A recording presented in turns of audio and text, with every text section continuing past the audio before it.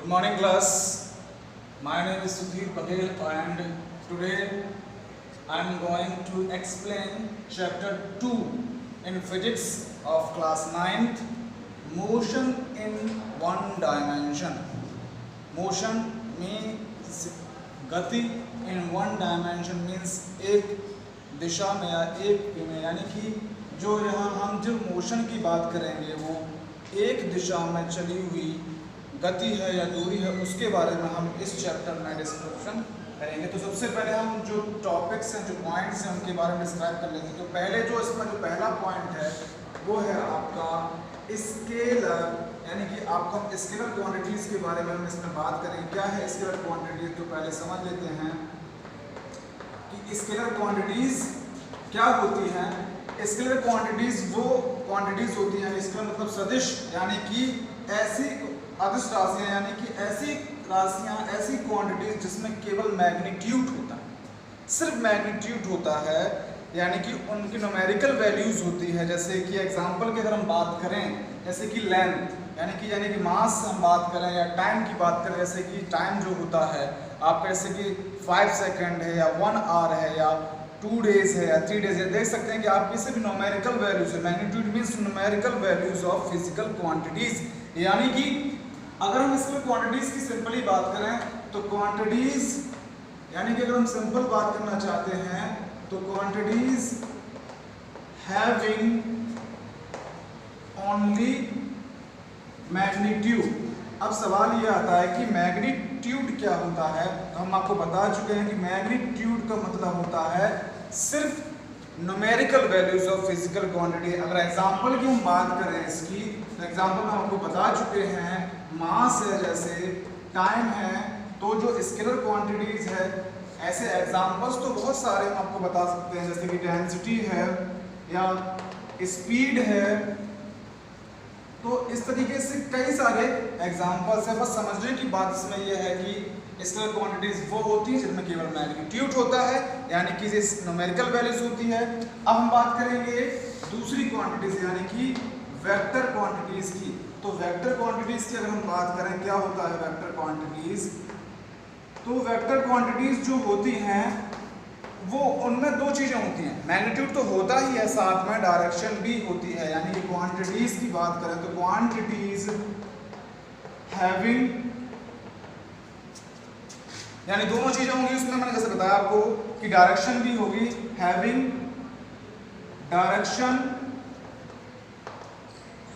And magnitude both.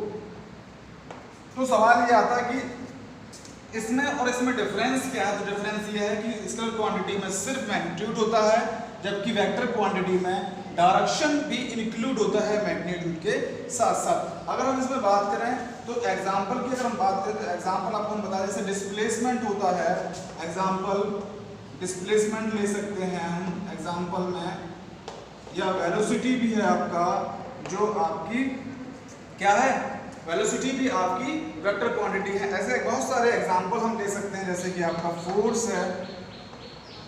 अब सवाल आता है कैसे समझ में आएगा, तो समझने वाली बात है डिस्प्लेसमेंट क्या है। जैसे हम किसी ऑब्जेक्ट को, अगर हम आगे समझाएंगे आपको वेलोसिटी के बारे में बताएंगे, तो समझ सकते फोर्स क्या है। फोर्स क्या होता है, जब हम किसी ऑब्जेक्ट को पुश या पुल करते हैं, तो पुश जब या पुल करते हैं तो वो हम पर्टिकुलर डायरेक्शन में करते हैं। जैसे मान लीजिए कोई गाड़ी जब स्टार्ट होती है तो जब उसे हम चलाते हैं तो एक पर्टिकुलर डायरेक्शन होता है। अगर हम नॉर्थ में जा रहे हैं तो नॉर्थ में ही चलाते हैं, उसे साउथ में जा रहे हैं तो साउथ में, यानी कि हमें उसकी पर्टिकुलर डायरेक्शन के बारे में हमको पता होता है। अब हम बात करेंगे स्टेट एंड, तीसरा जो इसका पॉइंट है स्टेट ऑफ रेस्ट, और दूसरा होता है एंड मोशन। क्या है मोशन के बारे में बात करेंगे तो हम स्टेट ऑफ रेस्ट मोशन के बारे में हम बात करें तो क्या होता है स्टेट ऑफ रेस्ट, यानी कि जब कोई ऑब्जेक्ट अपनी स्टेट ऑफ रेस्ट, यानी कि जब कोई ऑब्जेक्ट की पोजीशन वक्त के साथ नहीं बदलती है। मान लीजिए कि जैसे कि अगर हम एग्जांपल समझना चाहें कि मान लीजिए ये कोई बॉक्स है, अगर ये वक्त के साथ, ये टाइम के साथ यही रहता है, यानी कि any object which does not change its position with the time, then that position of that object is called the state of rest. जिसे हम बोलते हैं विरामावस्था, यानी कि वो ऑब्जेक्ट हमेशा वहीं बनी रहती है, तो उसकी जो पोजीशन है उसे कहते हैं स्टेट ऑफ रेस्ट। यानी कि अब हम बात करेंगे मोशन। मोशन में क्या होता है कि जब किसी ऑब्जेक्ट की पोजीशन वक्त के साथ, टाइम के साथ बदल जाती है। जैसे अगर हम बात करें मोशन ऑफ द, अगर हम बात करें मोशन, अर्थ का जो मोशन है वो वक्त के साथ बदलता रहता है, कि यानी उसकी जो पोजीशन है उसकी बदलती रहती है। कभी थोड़ा समय के साथ सन के चारों तरफ रिवोल्यूट करती है, तो उसका टाइम पीरियड भी के समय साथ उसकी पोजीशन बदलती रहती है, और उसकी वजह से हमारे यहाँ जो सीजन्स हैं, जो ऋतुएं हैं, सर्दी गर्मी वर्षा, वो आती रहती है। तो यानी कि ऐसी कोई भी ऑब्जेक्ट जिसकी पोजीशन वक्त के साथ बदलती है उसे हम बोलते हैं स्टेट ऑफ मोशन। अब हम बात करेंगे मोशन अलोंग वन डायमेंशन। क्या होता है? Motion along one dimension. तो मोशन अलोंग वन डायमेंशन क्या होता है?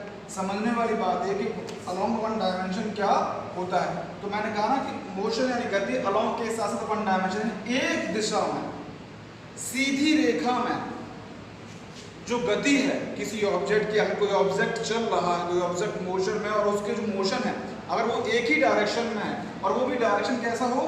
सीधा हो, अलोंग वन डायमेंशन, एक ही दिशा में हो।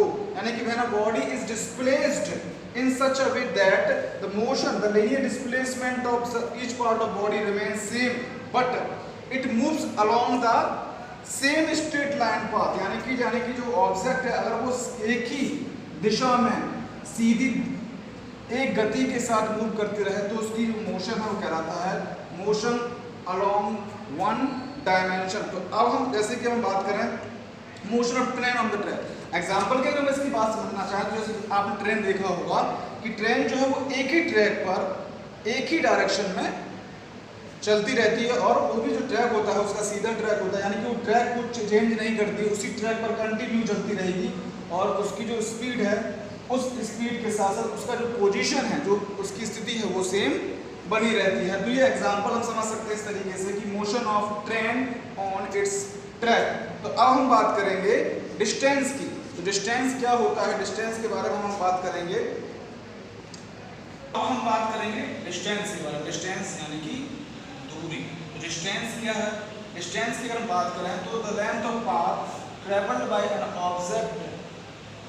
अगर हम बात करें तो लेंथ ऑफ पाथ यानी कि द लेंथ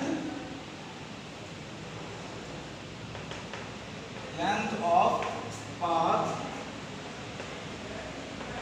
traveled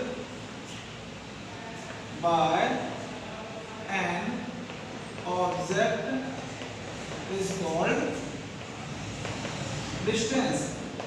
तो डिस्टेंस का हम बात करें क्या होता है, डिस्टेंस की बात करें अगर तो यानी कि किसी भी ऑब्जेक्ट द्वारा कवर की हुई दूरी की लंबाई, यानी कोई भी जगह है अगर उसकी, मान लीजिए एग्जाम्पल हम बात करते हैं जैसे दिल्ली यहाँ से 120 किलोमीटर है, तो अगर हम मथुरा से चलना शुरू करते हैं और दिल्ली तक का डिस्टेंस 120 किलोमीटर कवर करते हैं, तो जो 120 किलोमीटर की डिस्टेंस है वो लेंथ ऑफ पाथ है बिटवीन मथुरा टू दिल्ली। तो जो मथुरा टू दिल्ली के बीच में डिस्टेंस हमने बात की, लेंथ ऑफ पाथ कितना? 120 किलोमीटर। तो 120 किलोमीटर का मतलब ये है कि वो क्या है? डिस्टेंस है। अच्छा, इसकी हम बात करेंगे ऐसा यूनिट क्या होता है। तो इसकी ऐसा यूनिट और सामान्यतः हम डिस्टेंस को मीटर में रिप्रेजेंट करते हैं, तो मीटर ही इसकी क्या है? एसआई यूनिट है। अगर इसके ऐसा यूनिट के बारे में बात करेंगे तो ऐसा यूनिट है आपकी मीटर।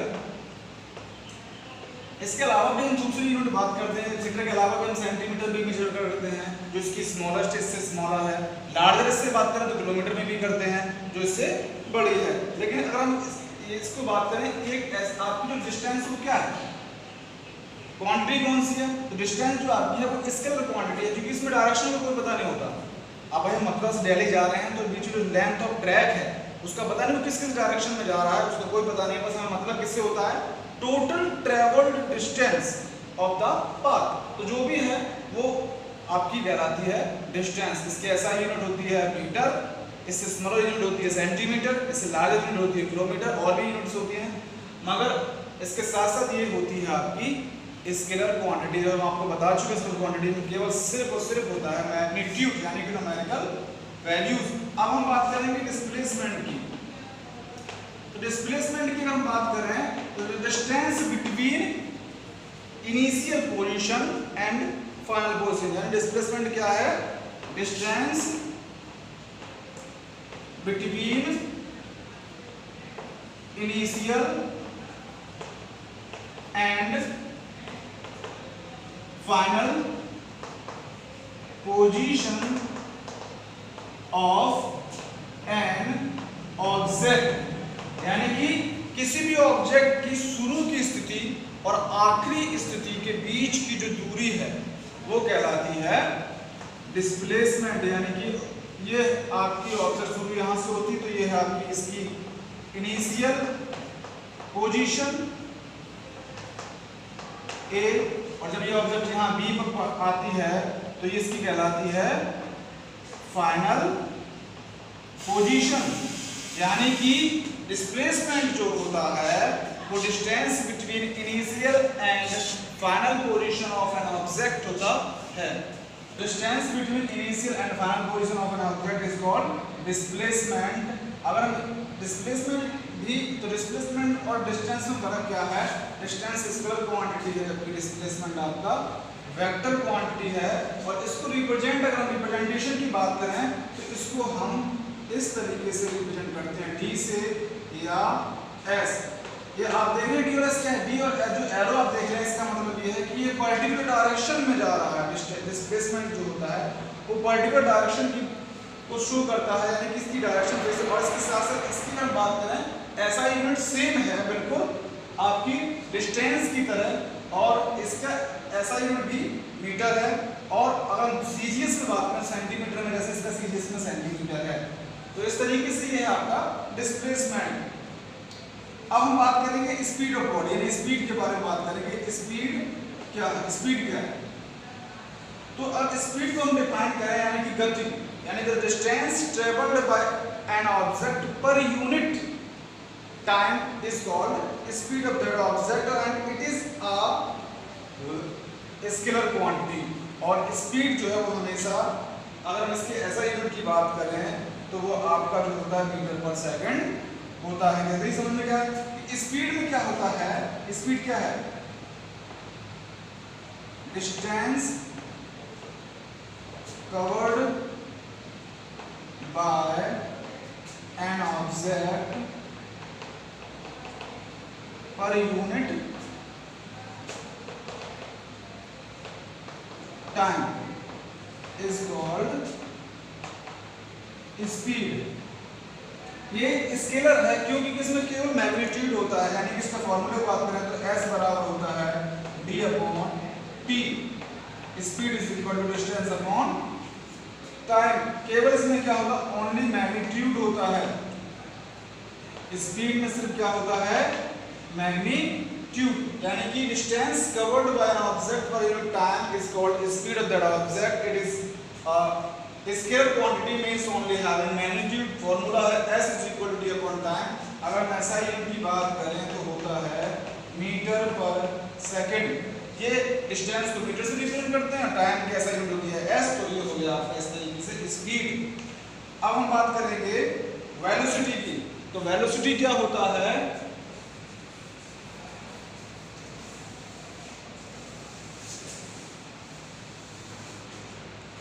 तो वेलोसिटी जो है, स्पीड और वेलोसिटी में हम आगे आपको डिफरेंस भी समझाएंगे, तो समझिएगा ध्यान से। वेलोसिटी होता है वेग, क्या होता है वेग, स्पीड होता है गति। तो वेग और गति में क्या डिफरेंस है, तो अगर हम वेलोसिटी में, अगर हम इसी डिस्टेंस में डायरेक्शन भी इंक्लूड कर दें, यानी distance travelled by an object per unit time in a particular direction, तो यानी कि distance travelled by an object per unit time in a particular direction. तो जैसे ही इसमें हमने डायरेक्शन इंक्लूड किया, जैसे ही हमने इसमें डायरेक्शन इंक्लूड किया, इज कॉल्ड वेलोसिटी। वेलोसिटी यानी कि वेलोसिटी। अब फर्क क्या देखिए, अभी इसमें क्या था, इसमें सिर्फ डिस्टेंस ट्रेवल हो रहा था, किसी भी समय में दिए हुए समय के साथ साथ दूरी तय हो रही थी, कवर हो रही थी। मगर वेलोसिटी में क्या होता है कि डिस्टेंस कवर तो होती है लेकिन वो एक पर्टिकुलर डायरेक्शन में होती है। स्पीड जो था आपका स्केलर क्वांटिटी थी, जबकि वेलोसिटी क्या है आपकी वेक्टर क्वांटिटी है, क्योंकि स्पीड में केवल मैग्नीट्यूड होता है, जबकि स्पीड की अगर हम बात करें तो उसमें मैग्नीट्यूड के साथ साथ डायरेक्शन भी होता है। स्पीड को हम एस से डिनोट करते हैं, जबकि हम वेलोसिटी को v से रिप्रेजेंट करते हैं। वहाँ इस डिस्टेंस d से रिप्रेजेंट की जाती है, जबकि यहाँ स्पीड डिस्टेंस s से रिप्रेजेंट की जाती है, और टाइम आपका सेम होता है, और इसका भी यूनिट सेम होता है। आपका जो ऐसा यूनिट होता है वो सेम होता है मीटर पर सेकंड। तो इस तरीके से कंपैरिजन हम करेंगे स्पीड और वेलोसिटी में। तो फर्स्ट पॉइंट होगा it is a scalar quantity while it is a vector quantity. अगर सेकंड पॉइंट की बात करेंगे, the distance covered by an object per unit is called distance, and the distance covered by an object per in a time in a particular direction is called velocity. It is represented by s and y it is represented by v. करेंगे uniform speed के बारे में, यानी कि एक समान गति क्या होती है कि जब भी object equal distance equal interval of time में कवर करती है तो उसे बोलते हैं यूनिफॉर्म स्पीड। यानी कि अगर हम बात करें सिंपल इसके बाद, यानी कि when body covers equal distance in equal interval of time is called uniform speed.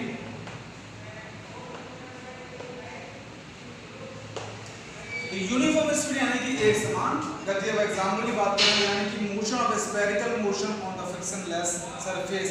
अगर हम इसके अलावा भी दूसरा एग्जाम्पल दे सकते हैं,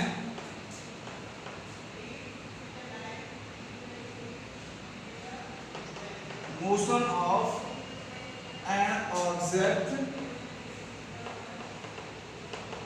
on a friction less surface. मतलब यानी कोई भी ऑब्जेक्ट अगर चल रही है, मोशन में है, लेकिन जिस सरफेस पे वो चल रही है, जिस सरफेस पे वो दौड़ रही है, उसका फ्रिक्शन जीरो है, फ्रिक्शन बहुत कम है, बिल्कुल लेस है। तो फ्रिक्शन लेस है, उसमें फ्रिक्शन है ही नहीं, तो वो ऑब्जेक्ट जो है वो किसी भी डिस्टेंस को इक्वल इंटरवल ऑफ टाइम में कवर करेगी। यानी अगर इसको सिंपल हम बात करें तो अगर हम इसको फॉर्मूले पर रिप्रेजेंट करें, यानी कि द डिस्टेंस, यानी कि the distance covered is equal to क्या, यूनिफॉर्म स्पीड आपकी क्या यूनिफॉर्म, अगर हम बात करें यूनिफॉर्म स्पीड इनटू टाइम। तो हम समझ चुके हैं। इसके बाद हम बात करेंगे इसी की सेकंड यानी नेक्स्ट नॉन यूनिफॉर्म क्या होता है। नॉन यूनिफॉर्म जस्ट इसका थोड़ा सा अपोजिट होता है। क्या होता है कि when a body covers unequal distance, जैसे यहाँ इक्वल डिस्टेंस थी, यहाँ हो जाएगा अनइक्वल। तो when a body covers unequal distance in equal interval of time then the speed of body is called non uniform, यानी कि असमान गति। तो इसके बारे में बात करें, जैसे कि अगर हम बात करें एग्जांपल तौर पे किसकी क्या है एग्जांपल इसका, तो एग्जांपल इसमें क्या है, अगर हम इसकी करें तो अनइक्वल सिंपल डाल सकते हैं, unequal distance in equal interval of time. Example की बात करें तो द स्पीड ऑफ यानी कि motion of vehicle in crowded locality, speed of vehicle in crowded locality, यानी कि जब हम कोई गाड़ी भीड़ में चलाते हैं तो आपने देखा होगा कि जो उसकी रफ्तार होती है कभी कम होती है कभी ज़्यादा होती है, और लेकिन जो रफ्तार जो होती है, जो डिस्टेंस होती है वो हम उसे कवर कर लेते हैं एक समान समय। हम मान लो 2 घंटे में डिस्टेंस कवर करनी हो, लेकिन अगर दूरी जो है वो बहुत ज़्यादा हो, कभी स्पीड कम हो कभी स्पीड ज़्यादा हो, तो हम जो डिस्टेंस है उसे बोलते हैं नॉन यूनिफॉर्म स्पीड, यानी कि the distance covered bye unequal distance covered by an object in equal interval of time is called non uniform speed. अब इसका तीसरा पॉइंट जो है वो उसे बोलते हैं इंस्टेंटेनियस स्पीड। क्या होता है इंस्टेंटेनियस स्पीड?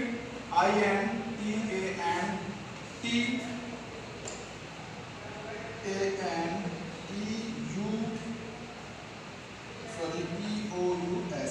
क्या होता है?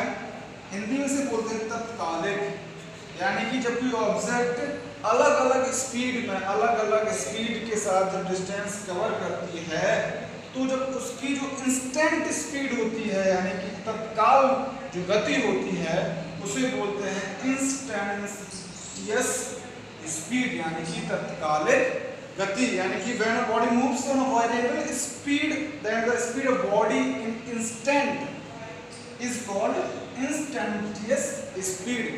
तो इंस्टेंट स्पीड को हम रिप्रेजेंट जो हम बात करें इससे कैसे निकालेंगे कैसे, तो रिप्रेजेंटेशन जो होता है वो होता है v is equal to limit delta t tends to 0 और आघात स्पीड का फॉर्मूला क्या होता है? Delta s upon delta t। Delta ये रिप्रेजेंट करता है या डेल्टा s और डेल्टा t का मतलब है कि जो डिस्टेंस और टाइम जो है वो वेरी स्मॉल है, बहुत छोटा है। इस तरीके से अगर हम बात करेंगे आगे हम बात करेंगे एवरेज स्पीड के बारे में। तो एवरेज स्पीड क्या होता है? अब एवरेज से आप समझ, एवरेज का मतलब ही होता है औसत, यानी कि distance it is the ratio. Average speed क्या होता है? एवरेज का मतलब होता है औसत। तो it is the ratio of total distance covered of a body in total interval of time. यानी कि अगर हम बात करें इसकी एवरेज स्पीड को हम निकाल हैं फॉर्मूले से, average speed is equal to total distance covered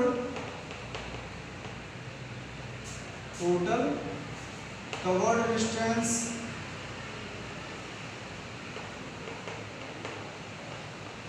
upon total time, total taken time. तो जो भी समय लिया गया उसमें ऐड हो जाता है total distance upon total taken time. तो ये होता है एवरेज स्पीड। इस तरीके से अगर हम आगे समझने एग्जांपल समझना चाहें तो जैसे अगर हम बात करें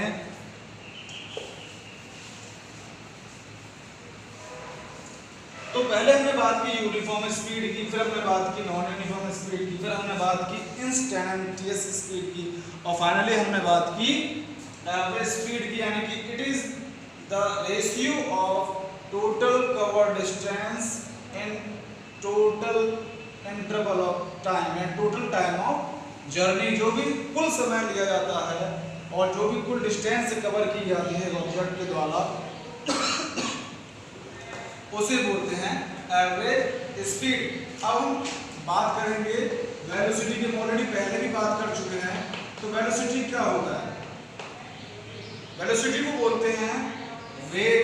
it is the rate of change in displacement, यानी कि ये डिस्प्लेसमेंट में जो बदलाव होता है इन डिस्प्लेसमेंट हम जानते हैं कि वेक्टर क्वांटिटी होती है। तो जो वेक्टर डिस्प्लेसमेंट में जो बदलाव होता है उसे बोलते हैं it is the rate of change in displacement, तो दैट इज कॉल्ड वेलोसिटी। अगर हम वेलोसिटी की बात करें तो वेक्टर क्वांटिटी है, इसकी एसआई यूनिट जो है वो मीटर पर सेकंड होती है। अब हम बात करें कि इसके अलावा हम बात करना चाहें कि वेलोसिटी की जो टाइप्स होते हैं, पहला होता है यूनिफॉर्म वेलोसिटी, दूसरा होता है नॉन यूनिफॉर्म वेलोसिटी। तो यूनिफॉर्म वेलोसिटी क्या होता है कि अगर body if body covers equal displacement, देखिए यहाँ पर डिस्टेंस की बात नहीं हो रही, डिस्प्लेसमेंट की बात हो रही है, क्योंकि वेलोसिटी क्या है? वेक्टर क्वांटिटी है।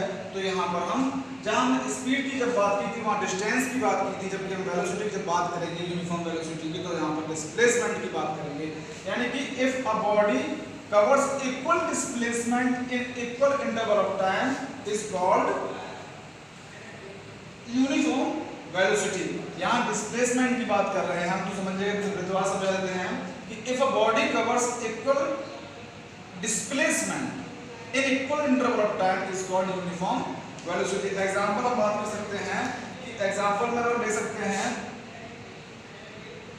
Falling of small rain water. जब आपने देखा होगा कि बारिश की जो बूंदें होती हैं, छोटी छोटी जो बूंदें होती हैं, वो एक समान गति के साथ एक दिशा में नीचे की ओर गिरती हैं, तो ये इसका एग्जांपल है। नॉन यूनिफॉर्म में क्या होता है? When any object covers unequal displacement in equal interval of time. यहाँ क्या था? इक्वल डिस्प्लेसमेंट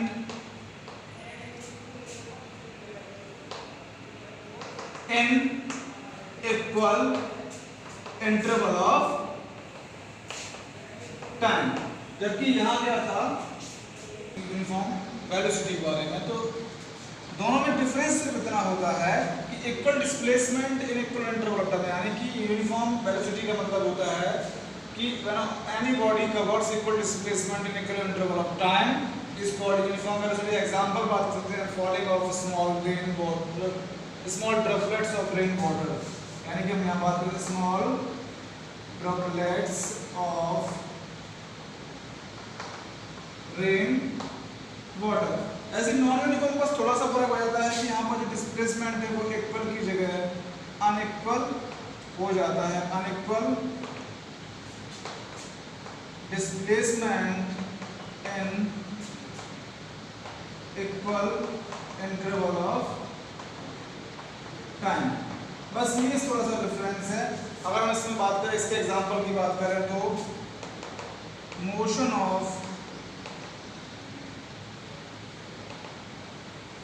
यानी कि body falling freely, motion of a body falling freely, यानी कि जब कोई ऑब्जेक्ट आसमान से किसी ऊंचाई से जमीन की ओर गिरती है तो जो उसकी डिस्प्लेसमेंट चूंकि जो जब ऊपर से जब नीचे की ओर गिरती है तो डायरेक्शन पर्टिकुलर होती है, मगर डिस्टेंस डिस्प्लेसमेंट हर टाइम इक्वल इंटरवल के टाइम के साथ साथ बदलती जाती है, क्योंकि जैसे जैसे वो नीचे आती है उसकी जो वेलोसिटी है वो बदलती चली जाती है। इसका मतलब है कि जो अनइक्वल डिस्प्लेसमेंट है वो इक्वल इंटरवल के टाइम में कवर होता चला जाता है, फिर फॉलिंग फ्रीली। तो इस तरीके से इसके बाद हम आपका थर्ड पॉइंट की बात करेंगे तो भाई सेम इंस्टैंटेनियस वेलोसिटी। बिल्कुल जैसे हम बात कर रहे हैं, जैसे हमने अभी इससे पहले एवरेज वेलोसिटी की बात किया था, बिल्कुल एवरेज स्पीड में बात की थी, ऐसे यहाँ इंस्टैंटेनियस स्पीड वेलोसिटी भी वही है कि इट इज द अगर हम बात करें इंस्टेंट वेलोसिटी होता क्या है कि if any object cover variable displacement in equal interval of time then instant velocity, instant change is called velocity. Instantaneous velocity representation की बात करें तो बिल्कुल वही है, v एरो बस ये डिसाइड कर देता है v delta s upon delta t। यहाँ ds और dt और जो एरो ये शो कर रहा है कि ये वेलोसिटी है, और जो एरो ये करता है कि जो यहाँ पर इस वेलोसिटी है, जो मोशन ऑफ द ऑब्जेक्ट वो एक पर्टिकुलर डायरेक्शन में है, और ds और dt का मतलब ये है कि यहाँ पर जो डिस्टेंस और टाइम है बहुत स्मॉल है, बहुत छोटा है।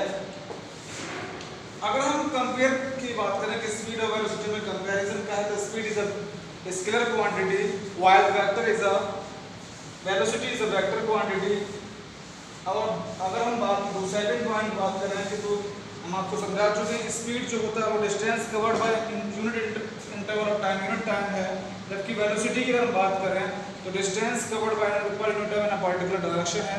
डिस्टेंस जो है वो जीरो हो सकता है, डिस्टेंस जो है वो हमेशा, यानी स्पीड की बात करें तो हमेशा पॉजिटिव होता है, जबकि वेलोसिटी नेगेटिव भी हो सकती है। अब हम आगे बात करेंगे एक्सीलरेशन और डीएक्सीलरेशन की। तो एक्सीलरेशन को बोलते हैं हिंदी में, एक्सीलरेशन को बोलते हैं त्वरण। एक्सीलरेशन होता क्या है कि जब भी किसी ऑब्जेक्ट, जब भी किसी बॉडी की जो वेलोसिटी है, यानी वो इस तरह मोशन करता है कि अगर उसकी वेलोसिटी टाइम के साथ इंक्रीज रहे तो उस ऑब्जेक्ट को हम बोलते हैं एक्सीलरेटेड ऑब्जेक्ट, और वो मोशन कहलाता है एक्सीलरेशन। अगर सिंपली हम बात करें the rate of change in velocity of an object is called acceleration. क्या कहते हैं उसको? एक्सीलरेशन। एक्सीलरेशन को ए से रिप्रेजेंट करते हैं, acceleration is equal to v minus u upon t। तो ये होता है एक्सीलरेशन, और इसकी ऐसा यूनिट होता है मीटर पर सेकंड स्क्वायर। यानी कि acceleration the rate of change in velocity of an object is called acceleration. तो अगर अब एक्सीलरेट और डी एक्सीलरेशन या रिटार्डेशन क्या कहते हैं? डी एक्सीलरेशन, डी एक्सीलरेशन और रिटार्डेशन। तो क्या फर्क होता है रिटार्डेशन में? फर्क सिर्फ इतना होता है कि जब किसी भी ऑब्जेक्ट की वेलोसिटी टाइम के साथ कम होती चली जाती है, यानी the motion of an object in such a way when the velocity of the object increases with the time, then that object is called deaccelerated or retarded, and that motion is called retardation. Simply retardation का बात करें तो the negative velocity यानी कि negative acceleration। अगर हम बात करें सिंपल सा तो यानी कि the motion of an object in such way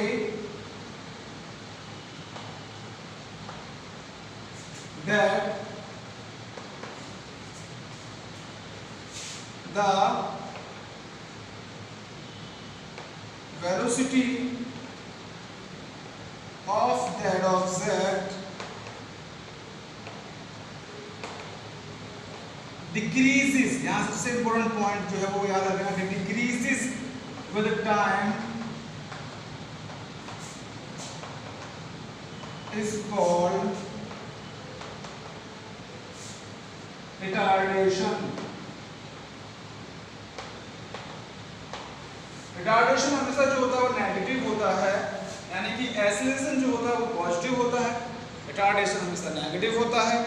acceleration में अगर हम बात करें तो दोनों की यूनिट सेम होती है metre per second square, but acceleration में क्या होता है कि ऑब्जेक्ट की जो वेलोसिटी है वो इंक्रीज होती चली जाती है, टाइम के साथ बढ़ती जाती है। जबकि डी एक्सीलरेशन में क्या होता है कि जो ऑब्जेक्ट है उसकी जो वेलोसिटी है वो डिक्रीज होती चली जाती है। अब हम बात करेंगे यूनिफॉर्म एक्सीलरेशन क्या होता है। चलिए यूनिफॉर्म एक्सीलरेशन के बारे में बात कर लेते हैं।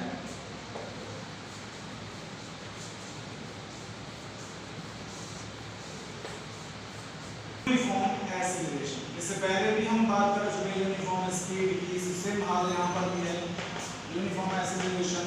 इसके बाद हम बात करेंगे नॉन यूनिफॉर्म एक्सीलरेशन। क्या होता है नॉन यूनिफॉर्म एक्सीलरेशन?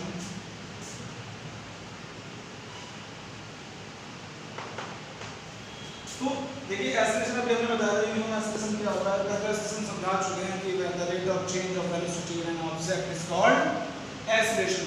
तो यूनिफॉर्म एक्सीलरेशन क्या होता है कि जब भी इक्वल चेंज आता है वेलोसिटी में, किसी भी ऑब्जेक्ट की वेलोसिटी में इक्वल चेंज आता है इन equal interval of time, that वो कहलाता है। हम सिंपल यहाँ सिंपली लिखना चाहेंगे equal change in velocity in equal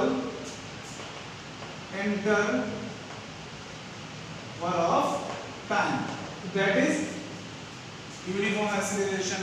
अब यहां पर बस थोड़ा सा बदल जाएगा, अनइक्वल क्या जाएगा, unequal change in velocity in equal interval of time. तो बस डिफरेंस ये है कि यूनिफॉर्म में इक्वल चेंज होता है, जबकि नॉन यूनिफॉर्म एक्सीलरेशन में अनइक्वल चेंज होता है। तो अब हम बात करेंगे कि एग्जाम इसके बाद बात करेंगे एक्सीलरेशन ड्यू टू ग्रेविटी क्या होता है।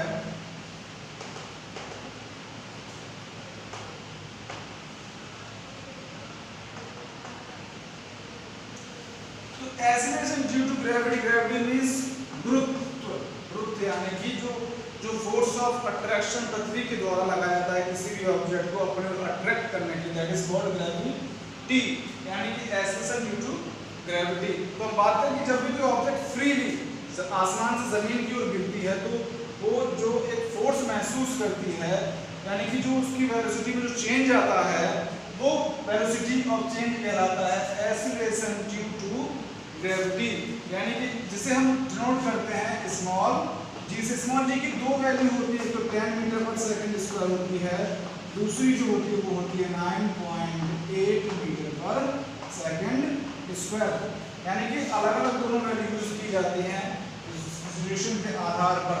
तो याद रखिएगा कि अगर हम यहाँ पर फॉर्मूले की बात करें तो स्मॉल जी बराबर जो बन जाता है capital G ME upon RE square.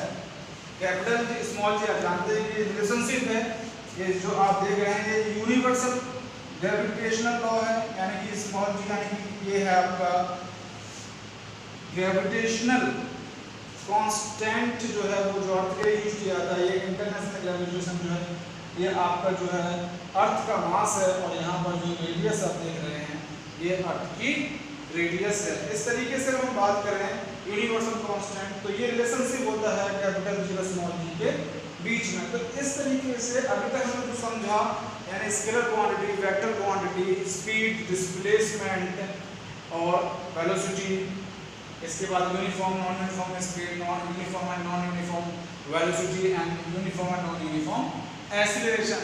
तो इस तरीके से यहाँ पर जो डिस्क्रिप्शन है ये ज़रूरी है कि ताकि आपको समझ में आना चाहिए। न्यूमेरिकल क्या है? न्यूमेरिकल सबसे पहले फर्स्ट न्यूमेरिकल देखते हैं क्या है। A cyclist cover a distance of 1.5 kilometre in 2.5 minute, यानी कि डिस्टेंस जो आपको दी है वो कितनी दी है?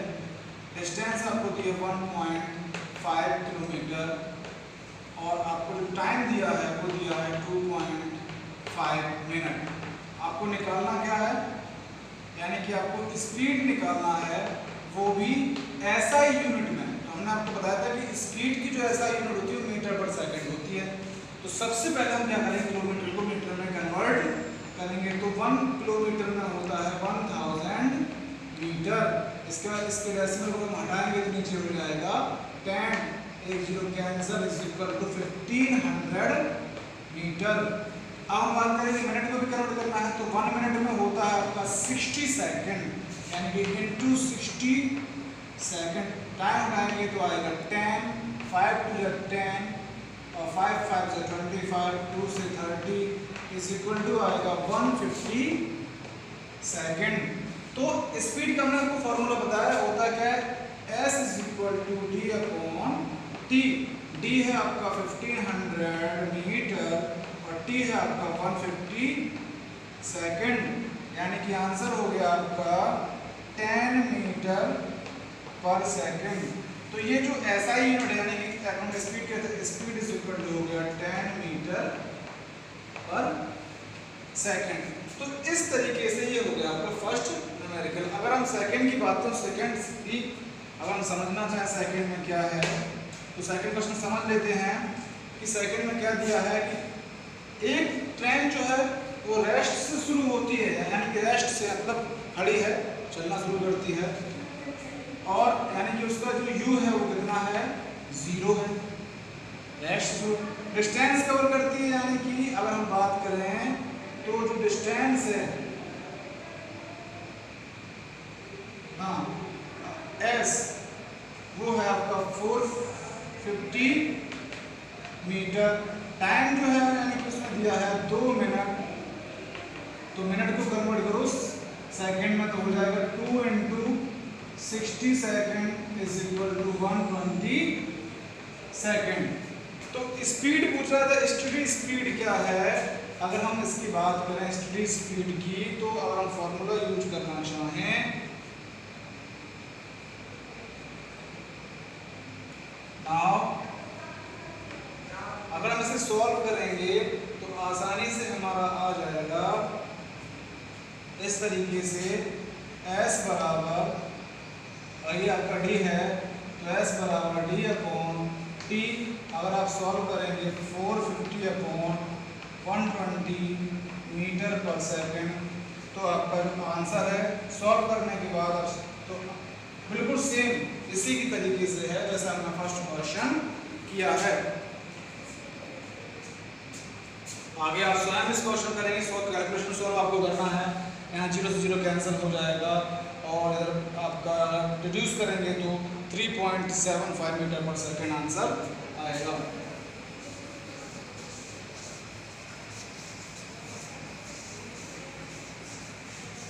अब हम बात करेंगे थर्ड क्वेश्चन। थर्ड क्वेश्चन क्या है, बहुत ध्यान समझिएगा। इसका थर्ड क्वेश्चन क्या है, एक car moving with uniform velocity 60 kilometre,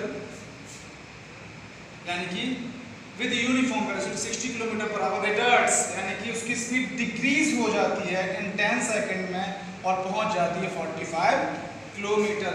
यानी कि जो आपका u है वो है 60 kilometre per our.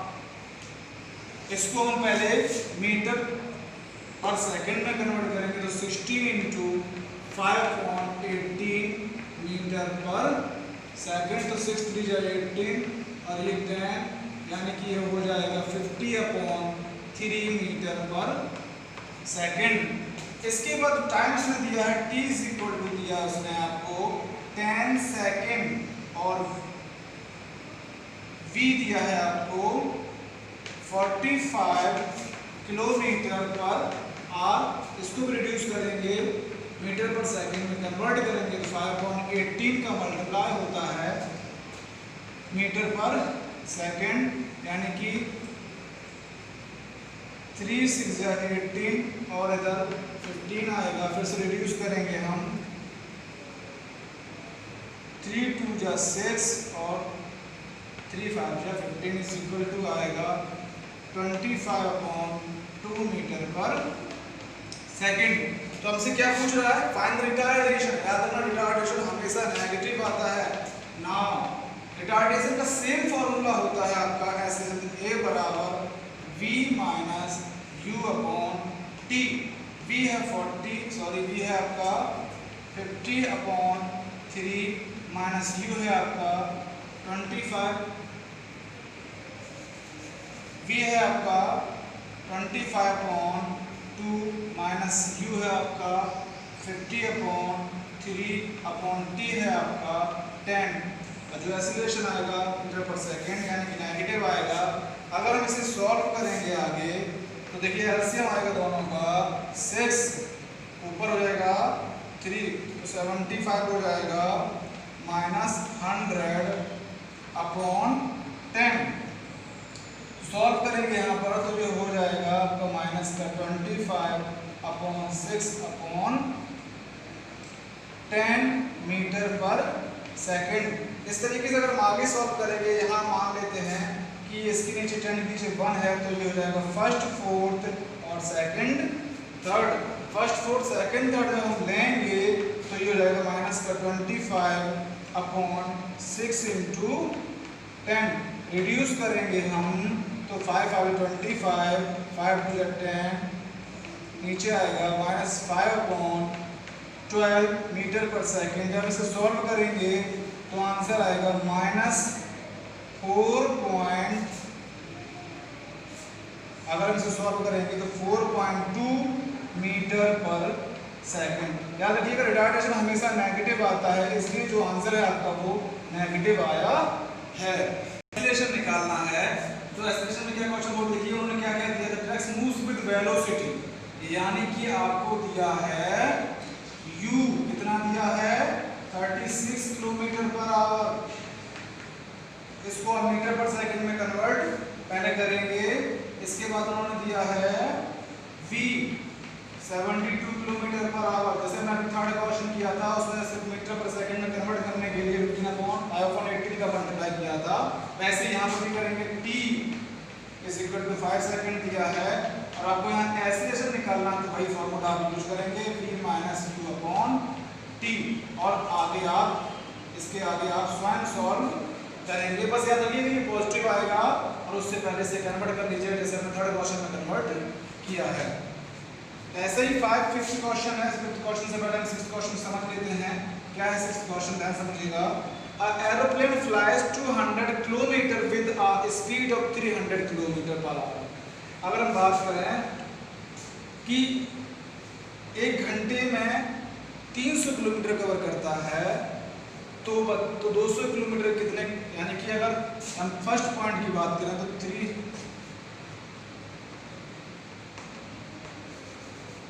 300 kilometre, since 300 kilometer distance covered n is equal to 1 hour, hence 200 kilometer distance covered is equal to आएगा 1 into 200 upon 300 hours, यानी कि 2 upon 3 hours। ऐसे दूसरा पॉइंट की बात करें, and since 240 kilometre distance covered n is equal to 1 hour, hence 200 kilometre distance covered n is equal to 1 into 200 upon 24, 0 cancel, 6 4 6 24, 4 5 20 is equal to 5 upon 6 hours। आपसे क्या पूछ रहा है, find the average speed of the aeroplane. तो लिखेंगे 10 average speed of aeroplane is equal to total distance upon total time। total distance है 200 plus 200 upon time है आपका 2 upon 3 plus 5 upon 6, यहाँ आएगा किलोमीटर पर आवर। आगे अगर हम सॉल्व करेंगे इसे तो देखते हैं क्या आता है। तो आएगा आपका 400 अपॉन एलसीएम लेंगे, नीचे जाएगा 6, ऊपर हो जाएगा 4 plus 5 kilometre per hour is equal to 400 upon 9 upon 6 kilometre per hour. देखिए वही क्रॉस मल्टीप्लिकेशन करेंगे तो ये 6 ऊपर पहुंच जाएगा, यानी कि 400 into 6 upon 9 kilometre per our, यानी कि 2400 अपॉन 9 किलोमीटर पर आवर। जब इसे आप सॉल्व करेंगे तो आएगा 266.7 किलोमीटर पर आवर। इस तरीके से क्वेश्चन फिनिश होता है। तो अब हम बात करेंगे क्वेश्चन नंबर 7। क्या है question number, express 72 kilometre hour in metre per second. तो याद रखिएगा कि जब भी हम kilometre per second, kilometre per hour को मीटर पर सेकंड में कन्वर्ट करते हैं तो बहुत आसान तरीका है कि आप क्या करेंगे, 72 को 5.80 से मल्टीप्लाई कर देंगे तो ये मीटर पर सेकंड में कन्वर्ट हो जाएगा, यानी कि 18 4 जा 72, तो आंसर आपका आ गया 20 मीटर पर सेकंड। इसी तरीके से 8 होगा, लेकिन बस उसमें थोड़ा सा फर्क है कि उसमें क्या है कि 20 मीटर पर सेकंड को हमें किलोमीटर पर आवर कन्वर्ट करना है, तो बस यहाँ उल्टा करना होगा हमको कि 20 into 18/5 kilometre per our convert कर देंगे। इसके आगे आप स्वयं करेंगे सॉल्व करने के बाद, यानी कि किलोमीटर पर आवर को मीटर पर सेकंड में कन्वर्ट करने के लिए 5.18 का मल्टीप्लाई किया जाता है और मीटर पर सेकंड को किलोमीटर पर आवर में कन्वर्ट करने के लिए 18/5 का। इसके बाद हम बात करेंगे क्वेश्चन नंबर जो है आपका 11। क्या है 11? देखिए, the truck moves 10 kilometre distance. उन्होंने डिस्टेंस दी है वो क्या है, डिस्टेंस को अगर हम बात करें तो दो तरीके से रिप्रेजेंट किया जाता है, चूंकि दो अलग अलग है तो सीधा हम डिस्टेंस लिख रहे हैं। स्पीड के डिस्टेंस को रिप्रेजेंट करते हैं d से, जबकि वेलोसिटी को रिप्रेजेंट करते हैं s से। तो डिस्टेंस जो है वो है, टाइम जो उन्होंने दिया है वो आपको दिया है 50 सेकेंड। किलोमीटर को मीटर में कन्वर्ट कीजिए तो 10,000 का हम मल्टीप्लाई करेंगे, तो 1000 का मल्टीप्लाई करेंगे तो आ जाएगा आपका 10,000 मीटर। तो अब क्या पूछ रहे हैं, find the speed and velocity of the truck. तो नाउ स्पीड का फॉर्मूला जो होता है वो होता है डिस्टेंस अपॉन टाइम,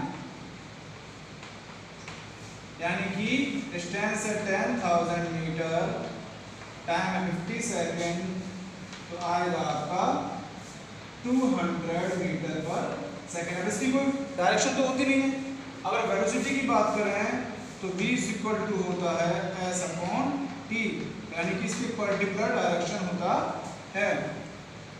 तो इस तरीके से अगर हम रिप्रेजेंट आगे करेंगे तो हो जाएगा आपका 10,000 upon 50 metre per second, same answer आएगा 200 मीटर पर सेकेंड। लेकिन क्या कह रहा है, टुवर्ड्स ईस्ट, तो यहाँ पर आएगा ड्यू टू ईस्ट, क्योंकि हमें डायरेक्शन भी मेंशन करना पड़ेगा। इस तरीके से ये सॉल्व होगा। अगर 9 क्वेश्चन की बात करें तो 9 क्वेश्चन में क्या है, arrange the following in descending order. तो आपको बस कन्वर्ट करना है आसानी से, सभी को एक जैसी यूनिट में कन्वर्ट कर लीजिए और आसानी से आंसर आ जाएगा। अब हम बात करेंगे क्वेश्चन नंबर 13 की। क्या है, a car accelerate at the rate of 5 metre per second, यानी कि a = दिया है 5 मीटर पर सेकेंड स्क्वायर।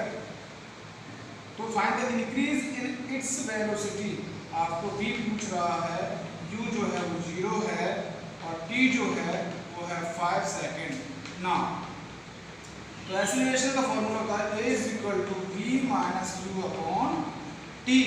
तो v आपको पूछ रहा है, तो a है आपका 5, d निकालना है, u 0 है, t है आपका 5, t सॉरी आपका 2 सेकेंड है, तो यहाँ 2 रखेंगे तो इस तरीके से आ जाएगा v = 5 × 2 यानी 10। आपका जो आंसर आएगा वो आएगा 10 मीटर पर सेकेंड। तो जो अगर हम 12 क्वेश्चन की इसके पहले बात करें तो 12 क्वेश्चन क्या है देखते हैं।